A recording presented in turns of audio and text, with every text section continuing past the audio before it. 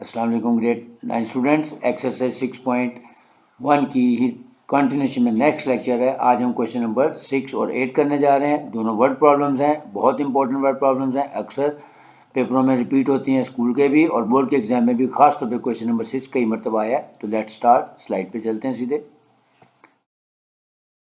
6.1 का question number 6 ये रहा। फॉर व्हाट वैल्यू ऑफ के is x plus 4 the HCF of, यानी दो एक्सप्रेशन दी हुई हैं। एक एक्सप्रेशन दी है x square plus X minus 2k plus 2 और दूसरी एक्सप्रेशन दी हुई है 2x square plus K X minus 12 और x प्लस 4 जो है वो इसका एचसीएफ है।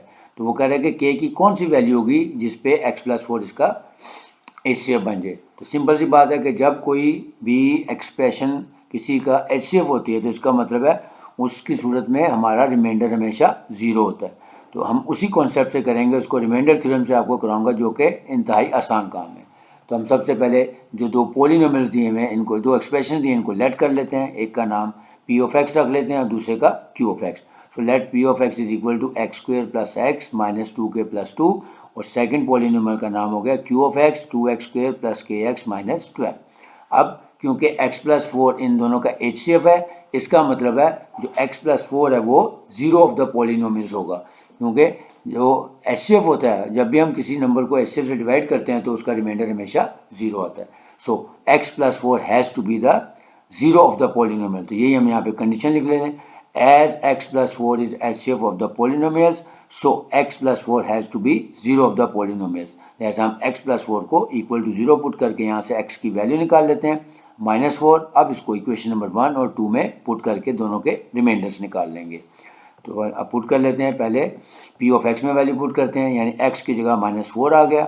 ये देखें यहाँ पे था एक्स स्क्वेयर प्लस एक्स, यानी -4 का स्क्वेयर प्लस x की जगह आ गया -4 इंटू -2k प्लस 2। अब इसको एक्सपेंड कर लें, -4 का स्क्वेयर लेंगे तो +16 आ गया।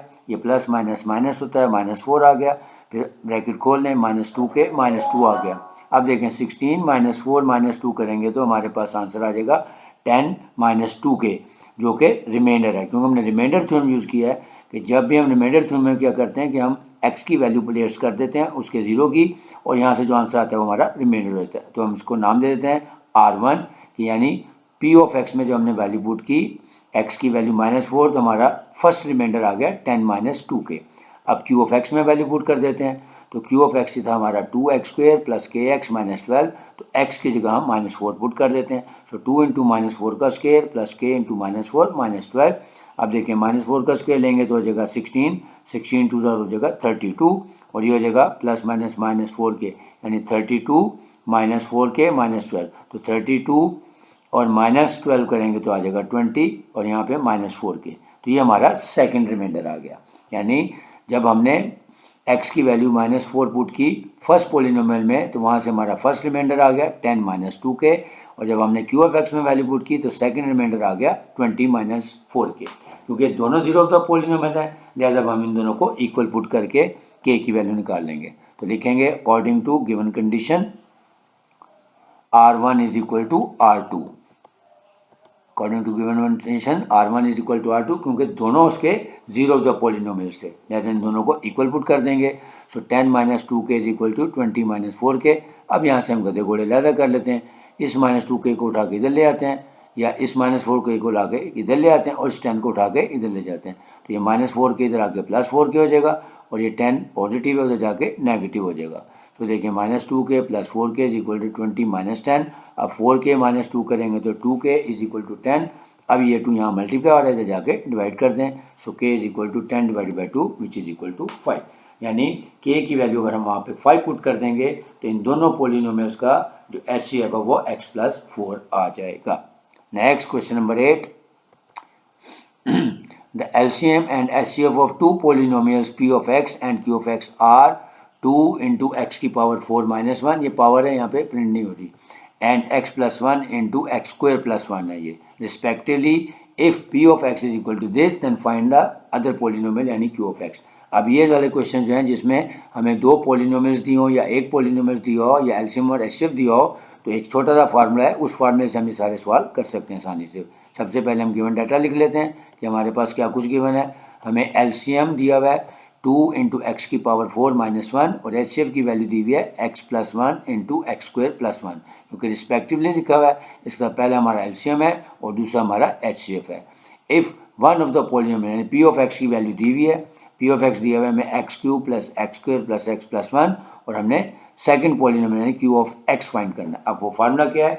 The product of the two polynomials is equal to the product of LCM and HCF of these polynomials. ये हमारा फार्मूला है, यानी फार्मूला है कि P of x and Q of x यानी दो पॉलिनोमियल अगर दिए हों तो उसका प्रोडक्ट ले लें और अगर उनके एलसीएम और एचसीएफ दिए हैं उनका प्रोडक्ट ले लें तो दोनों साइड इक्वल आ जाती हैं। अब इस फार्मूले में हम देखेंगे जो चीज़ हमने फाइंड करनी है वो क्या है?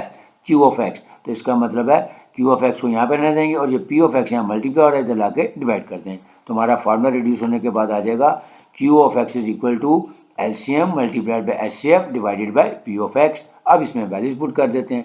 एलसीएम की वैल्यू हमारे पास है 2 इंटू एक्स की पावर 4 माइनस 1 इंटू एचसीएफ हमें गिवन है x plus 1 into X square plus 1 divided by x cube plus X square plus X plus 1 यानी जो पी ऑफ एक्स की वैल्यू थी। अब हमने इसको सिंप्लीफाई करना है बस। ये देखें 2 इंटू एक्स की पावर 4 माइनस 1 ये फार्मूला है, इसको खोल सकते हैं एक दफ़ा प्लस के साथ और एक दफ़ा माइनस के साथ। इसी तरह ये X plus 1 as it is आ जाएगा, X square plus 1 as it is आ जाएगा और जो डिनोमिनेटर है क्योंकि 4 टर्म्स दी हैं तो पहली टर्म में से हम एक्स स्क्वायर कॉमन कर लेंगे और दूसरी में से 1 कॉमन कर लेते हैं। ये देखें 2 इंटू यानी ऊपर वाले को हमने एज इट इज़ रहने दिया, नीचे वाले को पहले मिड टर्म ब्रेक कर लेते हैं। तो देखें पहले पेयर में से एक्स स्क्वायर कॉमन के अंदर आ गया एक्स प्लस 1, फिर दूसरे में से प्लस 1 कॉमन के अंदर आ गया एक्स प्लस 1। अब इसको सिंपलेस्ट फॉर्म में लिख लेते हैं। सो 2 इंटू एक्स की power 4 minus 1 into X plus 1 into X square plus 1 as it is आ गया और डिनोमिनेटर में हमारे पास आ गया X plus 1 into X square plus 1। अब देखें जो ऊपर नीचे सेम टर्म्स हैं उनको हम कटिंग में निकाल देते हैं। ये एक्स प्लस 1 से कैंसिल हो गया, x square plus 1 x square plus 1 से कैंसिल हो गया। अब जो बच गया वो हमारा आंसर होगा यानी 2 इंटू एक्स की power 4 minus 1। So the second polynomial is 2 into X की पावर 4 माइनस 1। तो ये था क्वेश्चन नंबर 6 और क्वेश्चन नंबर 8। उम्मीद है आप लोगों को समझ आया होगा। तो आपको साथ हमेशा की तरह एंड पे रिक्वेस्ट करूंगा कि अगर आपको वीडियो पसंद आई है तो काइंडली इसको लाइक भी करें और ज़्यादा से ज़्यादा लोगों को शेयर भी करें और अगर कोई आपको सजेशन देनी है तो आप कमेंट बॉक्स में सजेशन भी दे सकते हैं, इंशाल्लाह मैं रिस्पॉन्ड करूंगा। और अब और एंड पे जो लोग फर्स्ट टाइम देख रहे हैं उनसे भी रिक्वेस्ट है कि अगर आपको चैनल को सब्सक्राइब नहीं किया अभी तक तो ज़रूर सब्सक्राइब कर लें ताकि आइंदा आने वाली वीडियोस आप तक खुद ब खुद पहुँच जाएँ क्योंकि इस पर आपके लिए बहुत सारी वीडियो लेक्चर्स अवेलेबल हैं, मैथ के भी हैं, फिजिक्स के भी हैं और काफ़ी सब्जेक्ट्स के भी हैं जो आपके इंटरेस्ट के आपको काम आ सकते हैं और आपको नोटिफिकेशन मिलते रहेंगे। तो इंशाल्लाह क्वेश्चन नंबर 7 और 9, 10, 11 जो रह गए हैं बाकी क्वेश्चंस के साथ इंशाल्लाह नेक्स्ट वीडियो में दोबारा आपसे जल्द मुलाकात करूंगा। इजाज़त चाहूँगा। अल्लाह हाफिज़।